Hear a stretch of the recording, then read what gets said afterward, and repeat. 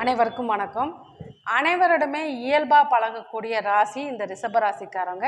இந்த ரிஷபராசிக்காரங்களுக்கு 2026 பலன்கள் எப்படி இருக்குது அப்படிங்கிறத பார்க்கலாம். இந்த வருடம் பணமழை கொட்டப்போகும் ராசி எது அப்படின்னு பார்த்தீங்கன்னா அது உங்கள் ராசி தாங்க. 2ஆம் இடத்துல குரு பகவான் இருக்கிறாரு. அப்படிங்கிறப்ப உங்களுக்கு அவரே 8-11 கூடியவர். எதிர்பாராத திடீர் அதிர்ஷ்டத்து மூலயமா உங்களுக்கு பணம் அப்படிங்கிறது வந்துக்கிட்டே இருக்கும் அப்படின்னே சொல்லலாம். உங்களுடைய முயற்சிகள் அனைத்துமே உங்களுக்கு வெற்றியை கொடுக்கும். அதே போல் நீங்கள் நண்பர்கள், கூட்டாளிகள் இந்த மாதிரி விஷயங்களில் ஒரு ஜாலியாக ஒரு சுற்றுலாத்தலம் இதெல்லாமே சென்று வரக்கூடிய அமைப்பை ஏற்படுத்தி கொடுக்கும். குழந்தைகள், அதாவது குழந்தை பாக்கியம் இல்லாதவங்க நீங்கள் மருத்துவன் உதவி, அதாவது மருத்துவனோட ஆலோசனைப்படி உங்களுக்கு குழந்தை பாக்கியம் ஏற்படுத்தி கொடுக்கும்.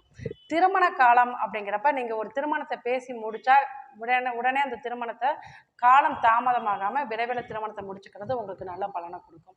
அடிப்படை கல்வி படிக்கும் மாணவ மாணவர்கள் நீங்கள் எதிர்பார்த்த மார்க் இந்த காலகட்டம் கிடைக்கும். அதே போல் படித்து முடித்தோடனே வேலை வாய்ப்பு உங்களுக்கு உறுதியாக கிடைக்கும் அப்படின்னே சொல்லலாம். உங்களுக்கு பார்த்தீங்கன்னா 11ஆம் இடத்துல சனி பகவான் அப்படிங்கிறப்போ 11ஆம் இடம்ங்கிறது நீங்கள் எதிர்பார்த்த வேலை அப்படிங்கிறது கண்டிப்பாக உங்களுக்கு உண்டு.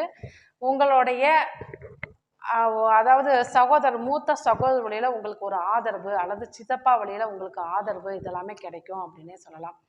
உங்களுக்கு பூர்வீகம் குலதெய்வ சப்போர்ட் கண்டிப்பாக உண்டு. அதாவது பூர்வீகத்திலையும் நீங்கள் பார்த்தீங்கன்னா ஒரு நல்ல பெயர் வாங்கக்கூடிய அமைப்பு, உங்களை பாராட்டக்கூடிய அமைப்பு இதெல்லாமே ஏற்படுத்தி கொடுக்கும். மாமியார் விஷயத்தில் மட்டும் கொஞ்சம் கவனம் தேவை. உங்களுடைய மாமியாருக்கு உடல்நிலை கொஞ்சம் பாதிக்கப்படும் அல்லது உங்களுக்கும் உங்கள் மாமியாருக்கும் சில கருத்து வேறுபாடுகளை ஏற்படுத்தி கொடுக்கும்.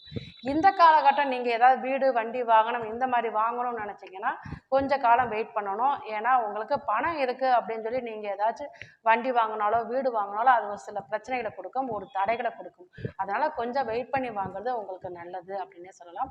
உங்களுக்கு வழிபாடு அப்படிங்கிறப்ப பிரதோஷ வழிபாடு எடுத்துக்கிறது நீங்கள் ரொம்ப நல்ல பலனை கொடுக்கும். அதே போல் கிருஷ்ணர் வழிபாடு எடுக்கிறப்ப, ரோகிணி நட்சத்திரத்தில் கிருஷ்ணர் வழிபாடு எடுத்துக்கிறப்ப கட்டாயம் உங்களுக்கு நல்ல பலன்களை கொடுக்கும். நன்றி.